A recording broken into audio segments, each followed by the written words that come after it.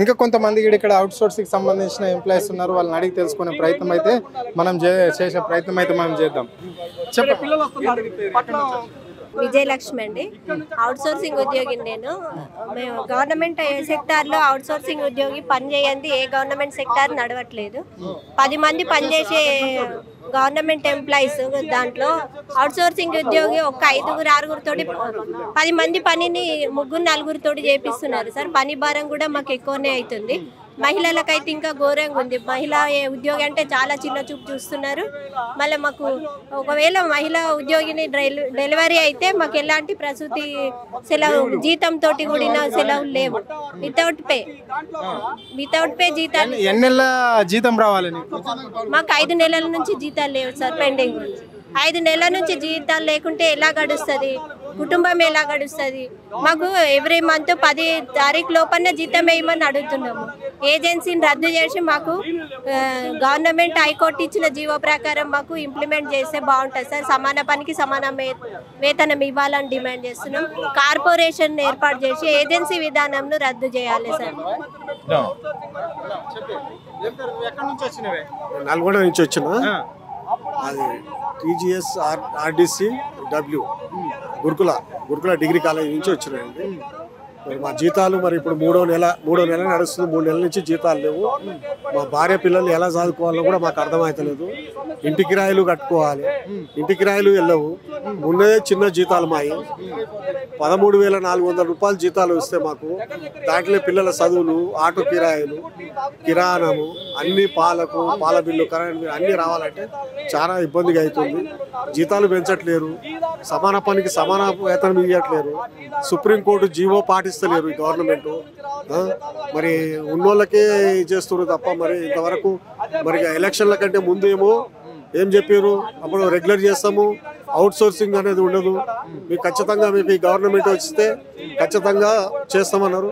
ఇప్పటివరకు సపోర్ట్ లేదు. వచ్చే జీతాలు ఇవ్వకుండా అయిపోయారు.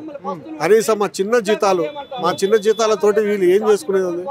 కనీసం బతకలేని పరిస్థితి ఉంది. చాలా వరకు ఆత్మహత్యలు చేసుకుంటారు. ఈ పని వదిలిపోయి ఇంకో పని, ఎంతో మందికి ఉద్యోగాలు తీసేసారు. ఇది అన్యాయము. కనీసం డిప్యూటీ సీఎం గారి దగ్గర పోయి గేట్ దగ్గర 2 గంటల సేపు నిలబడ్డాం. మేము ఇప్పుడు పోయి కలుద్దామని ఇస్తే కనీసం మాకు టైం ఇవ్వలేదు, అపార్ట్మెంట్ ఇస్తలేరు. మేము ఎవరు చెప్పుకోవాలి మా బాధలు? సీఎం గారు మరి రేవంత్ రెడ్డి గారన్నా మరి అర్థం చేసుకొని మా బాధలు కనీసం దసరా పండుగ లోపల మాకు ఈ 3 నెలల జీతాలు ఇస్తే మేము పిల్లలకు బట్టలు అవి తెచ్చుకుంటారు వాళ్ళు. ఇప్పుడు ఏమో పేరుకే ఉద్యోగాలు, అఫీషియల్ ఉద్యోగాలు, గవర్నమెంట్ లో చేస్తున్నారనే ఉద్యోగాలు. మాకు బయట రూపాయి అప్పు పుడతలేదు. కిరాణా షాపుడు కిరాణం ఇస్తలేడు. ఎందుకంటే ఒక 5 తారీఖు 10 తారీఖు లోపల ఇస్తేనన్నా మాకు అవుట్ సోర్సింగ్ కాబట్టి ఇంకో 5 రోజులు ఎక్స్టెన్షన్ ఇస్తారు. అలాంటిది 3 నెలలు అవుతుంది. ఇప్పుడు 3 నెలల నుంచి ఇప్పుడు ఎవరు ఆగుతలేరు. కాబట్టి మేము చాలా అవమానానికి గురి అవుతున్నాము. మానసికంగా చాలా ఇబ్బంది పడుతున్నాము. చాలా సమస్యలు వస్తున్నాయి. ఇంట్లో కూడా చాలా ఇబ్బంది పడుతున్నారు. పిల్లలకు చాలా బట్టలు. ముఖ్యమంత్రి అన్నాడు కానీ నేను వెంటనే అధికారంలోకి వస్తే మీ సమస్యలన్నీ పరిష్కారం చేస్తాం, అవసరమైతే పర్మనెంట్ గా చేస్తామన్నాడు. ఇప్పుడు అది ఏది లేదు, సైలెంట్ గా ఉన్నాడు. ఉన్న జీతాలే ఇస్తలేడు. ఆయన ఏం పర్మనెంట్ చేస్తాడని ఆశపడతాం మనం. ఉన్న జీతాలే ఇవ్వట్లేడు. చిన్న జీతాలు అయ్యి మా పెద్ద జీతాలు కాదు. 50,000 లక్ష రూపాయలు కాదు కదా. 10,000, 13,000, 20,000, 19,000, 17,000 అంతకు మించి అయితే ఎవరికి లేవు అవుట్ సోర్సింగ్ జీతాలు. కాబట్టి మా చిన్నోళ్ళని కనిపెట్టండి. కొంచెం మాకు చిన్నోళ్ళని కనిపెట్టండి. మాకు ముఖ్యంగా మాకు ఏజెన్సీ రద్దు చేయండి. థర్డ్ పార్టీ అనే వాడిని తీసేయండి. మీరే మాకు స్వయంగా కార్పొరేషన్ పెట్టండి. మీరే స్వయంగా మాకు జీతాలు వేయండి. మీరే స్వయంగా మమ్మల్ని ఆదుకోండి అని మేము ఎన్నోసార్లు రిక్వెస్ట్ చేసినాము. మరి గాంధీ పార్క్ దగ్గర కూడా మేము ఎన్నోసార్లు ధర్నాలు చేసినాము. అయినా కూడా ఇప్పటి వరకు కూడా ఎలాంటి గింత కూడా పట్టింపు లేకుండా చేస్తున్నారు. దయచేసి మేము సీఎం గారికి కోరుకునేది ఏంటంటే మాకు జీతాలు ఇవ్వండి, నెల జీతాలు ఇవ్వండి, మాకు సమాన పనికి సమాన వేతనం ఇవ్వండి, కార్పొరేషన్ నుంచి మాకు జీతాలు ఇవ్వండి, ఏజెన్సీని ఎత్తేసేయండి అని మేము కోరుకుంటున్నాం. Thank you. చెప్పన్నా, ఎక్కడి నుంచి వచ్చినావు? నీ సమస్య ఏంటి? ఎన్ని రోజుల నుంచి నువ్వు అవుట్ సోర్సింగ్ ఉద్యోగంలో కొనసాగుతున్నావు? మాది ఖమ్మం డిస్టిక్ అన్న. నేను 2008లో ఖమ్మం డిస్టిక్ నుంచి అవుట్ సోర్సింగ్ వెటనరీ డిపార్ట్మెంట్లో జాయిన్ అయ్యాను.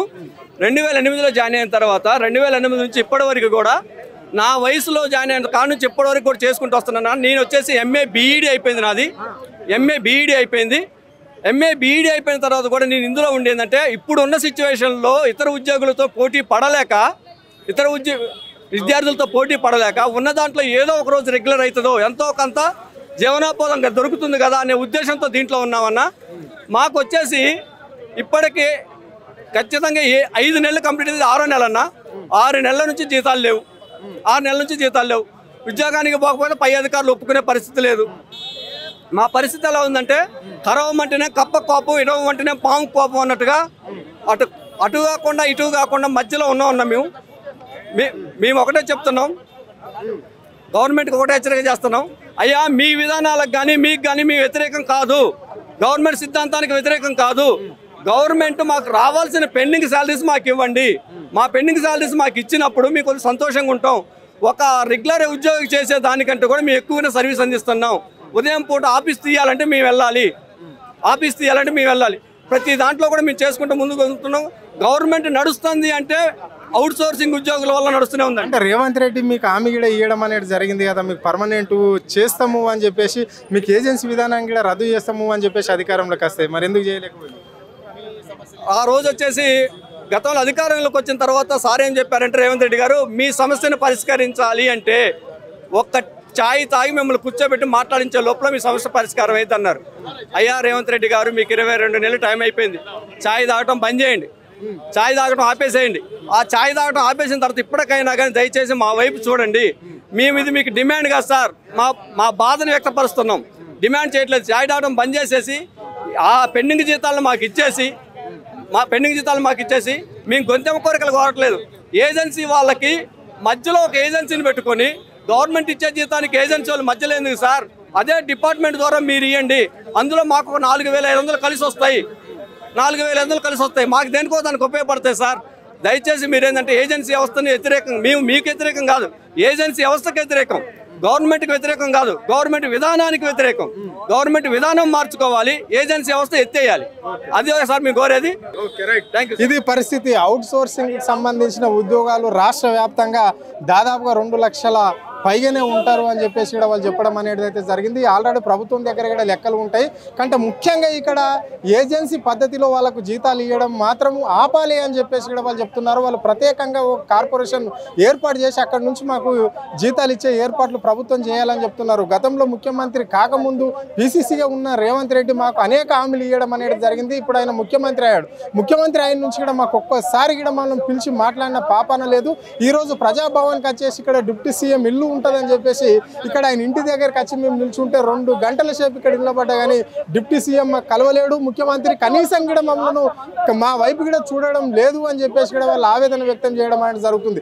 దాదాపుగా 3 నెలల నుంచి 7 నెలల వరకు కొంతమందికి జీతాలు రాకుండా ఉన్నాము. అంటే మేము 13,000 నుంచి 25,000 వరకే మా వేతనాలు ఉంటాయి. సో అవి కూడా ఇవ్వకపోతే మా భార్య పిల్లల్ని ఎట్లా నడుపుకోవాలి, మేము ఏ విధంగా సరుకులు తెచ్చుకోవాలి, ఎట్లా ఈ స్కూల్ ఫీజులు కట్టుకోవాలి, ఇప్పుడు వచ్చేది దసరా పండుగ అని చెప్పేసి కూడా వాళ్ళు ఆవేదన వ్యక్తం చేయడం అనేది జరుగుతుంది. దసరా లోపైన మాకు ఈ ప్రభుత్వం ఆదుకోవాలని చెప్పేసి కూడా వాళ్ళు కోరుకుంటున్నారు. కానీ పక్షంలో ఇప్పుడు జూబ్లీస్లో బై ఎలక్షన్స్ వస్తాయి, మళ్ళీ 10 మంది ఎమ్మెల్యేలు పార్టీ మారిన వాళ్ళు ఉన్నారు. అక్కడ ఎలక్షన్స్ వస్తే అక్కడ కూడా మేము పోటీ చేయడానికి సిద్ధంగా ఉన్నాము. మేము కాలు గజ్జ కట్టుకొని అయినా కానీ ప్రజాప్రభుత్వాన్ని గూలగొడతాము అని చెప్పేసి కూడా వాళ్ళు హెచ్చరించడం అనేది అయితే జరిగింది. అంటే ప్రభుత్వం మాతో చర్చలు చంపి మా సమస్యలు మా డిమాండ్లను ఒప్పుకోవాలని చెప్పేసి కూడా వాళ్ళు కోరుకోవడం అనేది అయితే జరిగింది. కెమెరా పర్సన్ రవితో అరుణ్, ఆద్య టీవీ, హైదరాబాద్.